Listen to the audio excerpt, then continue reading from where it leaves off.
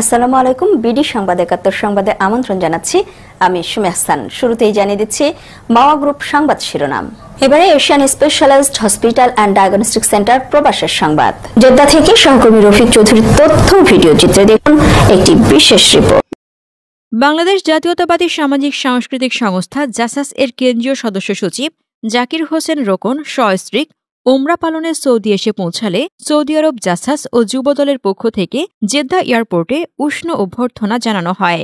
বাংলাদেশ জাতীয়তাবাদী সামাজিক সাংস্কৃতিক সংস্থা জাসাস এর কেন্দ্রীয় সদস্য সচিব দীর্ঘ ১৭ বছর রাজপথের লড়াকু সৈনিক বিএনপির দুর্দিনের কাণ্ডারি জুলাই গণঅভ্যুত্থানের নেতৃত্ব দানকারী জাকির হোসেন রোকন ভাই জেদ্দায় এসে পৌঁছালে সৌদি আরব জাসাসের আহ্বায়ক রফিক চৌধুরীর নেতৃত্বে ও যুবদলের সাধারণ সম্পাদক শেখ মোস্তাক আহমেদ পৃথকভাবে উষ্ণ অভ্যর্থনা জানান।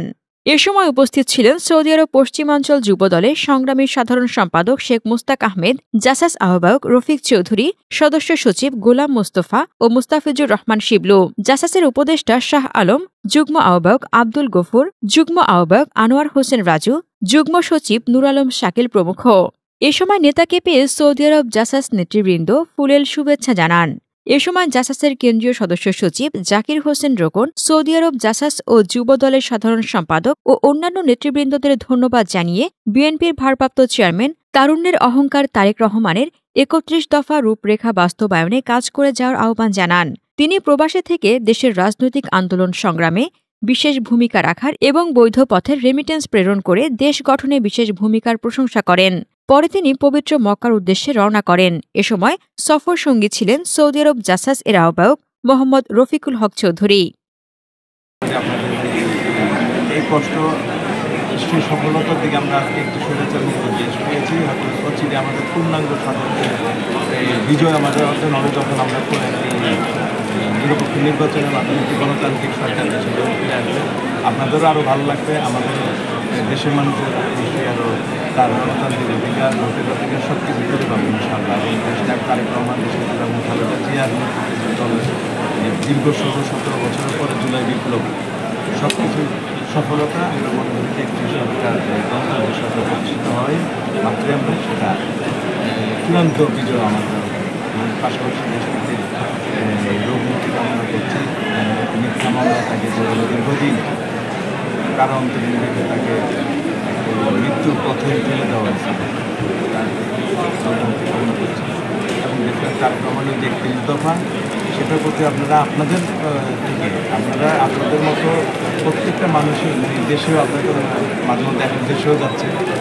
এই ৩১ দফা কিন্তু দেশ গঠনের জন্য দেশটাকে যেভাবে ক্ষত বিক্ষত করে থুয়ে গেছে এই আপনার গত স্বৈরাচার সরকার, এটাকে পুনর্নির্মাণ করতে গেলে মেরামত করতে গেলে এই ৩১ দফা কিন্তু একদম প্রত্যেকটা কিছু আছে এখানে। গণতান্ত্রিক ব্যবস্থা, নির্বাচন ব্যবস্থা, মানুষের স্বাস্থ্য, শিক্ষা সব কিছুই আছে। কিন্তু এটা মানুষের দোষ প্রান্তে নিয়ে যেতে হবে, মানুষকে বুঝাতে হবে ৩১ দফা কী আছে, তাদের কেন আমাকে ভোট দিবে, ৩১ দফা মানুষ বাইচা নেবে।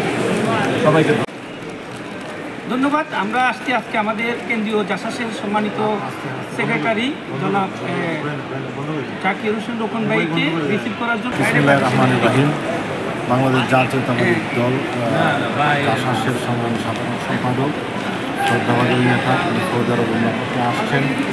আমরা এসেছি রিসিভ করতে জাসাসের সভাপতি সহ সাধারণ সম্পাদক সহ উপদেষ্টা সহ সবাই আমরা এসেছি ওনাকে রিসিভ করতে।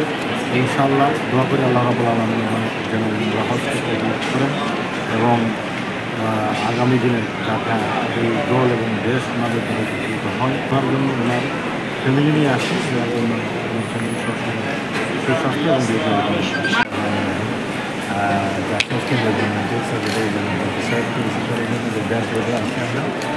বিএনপি জাসাস সভাপতি যারা রফিক চৌধুরী নেতৃত্বে আমরা এটাকে আসলে শেয়ার করবে আমাদের করার জন্য। বাংলাদেশ কেন্দ্রীয় সেক্রেটারি জাসাসের সেক্রেটারি জাকির হোসেন রোকন ভাইকে আমরা রিসিভ করার জন্য আসছি সৌদি আরব জেদ্দা জাসাসের পক্ষ থেকে রফিক ভাইয়ের মাধ্যমে। এই মুহূর্তে আমরা আছি এয়ারপোর্টে উপস্থিত করছি ওনার জন্য ওনাকে রিসিভ করার জন্য।